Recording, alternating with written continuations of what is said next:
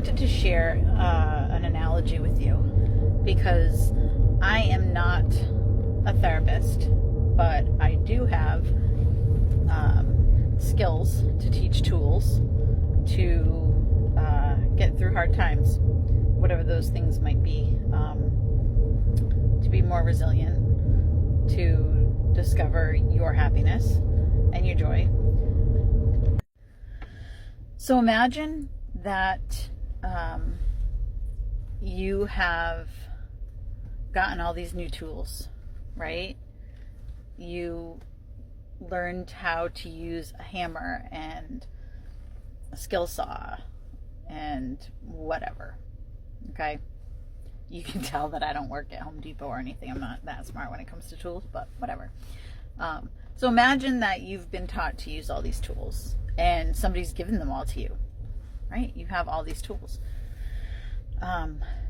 And you have a shed or a tool shed. You have a garage. You have something at home. A place where you could use these tools, right? But that place is messy. That tool shed is cluttered with things that you don't even remember you bought. That garage has so much junk in it that you can't even see straight. Then you can't use those tools, right? You can't build anything. You can't you can't accomplish anything with those tools, right? So it's just like if you are in the kitchen and you love to cook and you can't wait to try a new recipe and your kitchen's a mess and you don't even have room to put your food anywhere, right? You can't cook. So now think about your brain and think about the traumas that you've been through and think about all of the crap that overwhelms you every single day, and think about learning, learning skills that help you to see the gratitude and that help you to be a more resilient human and, all these things, all these wonderful tools.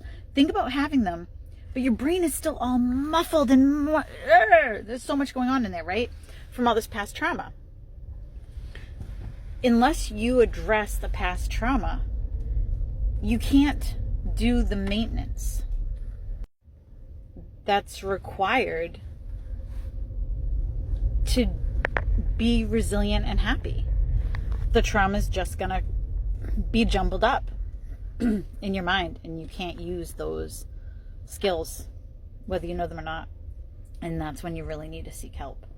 So clean out your mind, unload it on someone, and then rebuild.